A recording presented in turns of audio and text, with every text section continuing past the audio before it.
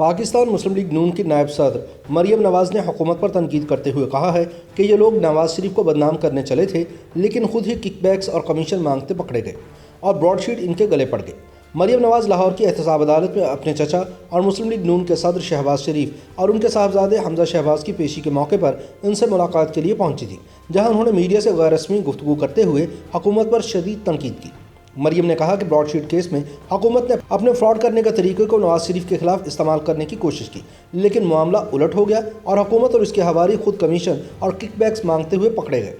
مریم نے کہا کہ نواز شریف کی بے گناہی اللہ نے ثابت کر دی اور اصل چور خود پھنس گئے۔ اپنا جو ان کا طریقہ ہے فراڈ کرنے کا، وہ انہوں نے نواز شریف کے خلاف استعمال کرنے کی کوشش کی، لیکن وہ الٹ ہو گیا۔ نواز شریف کی بے گناہی ایک دفعہ پھر اللہ تعالیٰ نے ثابت کر دی اور یہ خود پھنس گئے۔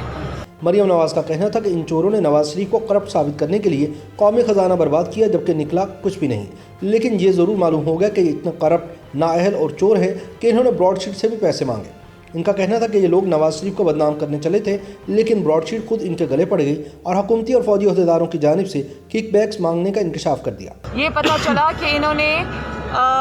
قومی خزانہ بھی برباد کیا، نکلا بھی کچھ نہیں، الٹا نواز شریف کو ایگزونریشن مل گئی،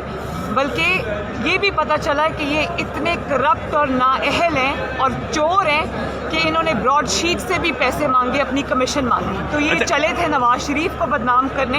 گلے پڑ گیا براڈ شیٹ۔ مریم نے شہباز شریف اور حمزہ شہباز سے متعلق کہا کہ عمران خان اور ان کے حواریوں نے ان لوگوں کو جس طریقے سے انتقام کا نشانہ بنایا ہے، اس کی وجہ یہی ہے کہ انہوں نے نواز شریف اور اپنی جماعت کو نہیں چھوڑا اور میاں صاحب کے ساتھ ڈٹ کر کھڑے رہے۔ مریم نے کہا کہ اصل میں عمران خان کو شہباز شریف سے خطرہ ہے اور جس سے عمران خان کو خطرہ ہوتا ہے وہ اسے جیل کی سلاخوں کے پیچھے رکھتے ہیں۔ انہوں نے کہا کہ یہ عمران خان کے خوف کی نشانی ہے، کیونکہ اس نااہل اور نالائق حکمران کو شہباز شریف اپنے متبادل کے طور پر نظر آتے ہیں اور وہ ان سے خطرہ محسوس کرتے ہوئے انہیں نیب کی حراست سے باہر نہیں آنے دے رہے۔ مریم نے کہا کہ اس لیے عمران خان شہباز شریف کو انتخابی میدان سے بھی باہر رکھنا چاہتے ہیں، لیکن مجھے یقین ہے کہ شہباز شریف اور حمزہ شہباز دونوں بہت جلد باہر آئیں گے۔ جس طرح شہباز شریف صاحب اور حمزہ کو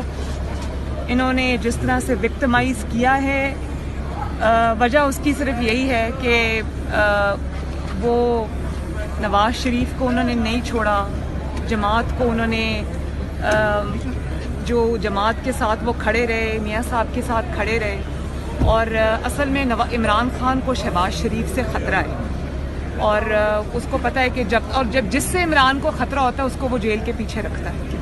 تو یہ اس کے خوف کی نشانی ہے اور اس کو یہ لگتا ہے کہ میں اگر کیونکہ جتنا وہ نالائق اور نااہل ہے اور ملک کا اس نے جو حال کر دیا ہے، تو اس کو شہباز شریف اپنے متبادل کے طور پہ لگتے ہیں اور اس لیے وہ ان کو فاؤل پلے کر کے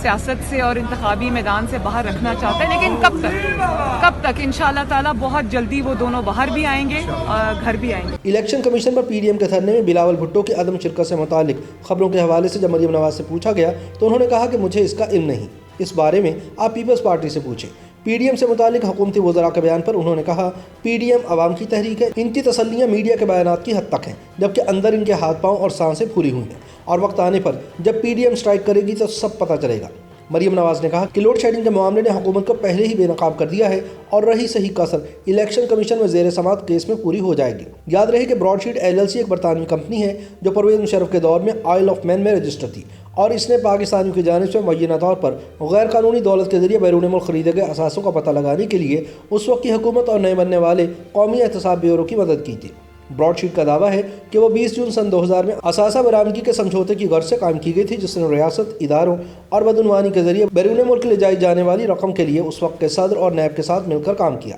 تاہم سن 2030 میں نیب کی جانب سے اس معاہدے کو یک طرفہ طور پر ختم کر دیا گیا تھا۔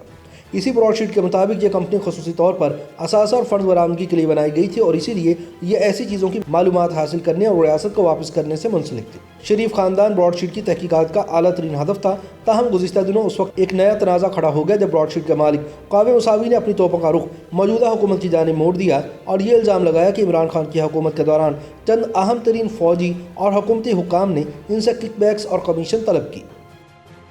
YouTube पर गूगली न्यूज देखने के लिए youtube.com की सर्च बार में गूगली न्यूज टीवी टाइप करें। गूगली न्यूज के पेज पर सुर्ख रंग के सब्सक्रिप्शन वाले बटन पर क्लिक करना ना भूलिए। YouTube पेज पर अपलोड होने वाली वीडियोस से बाखबर रहने के लिए बेल आइकन पर क्लिक कीजिए। आपको हर नई वीडियो के बारे में नोटिफिकेशन मौसूल हो जाएगा।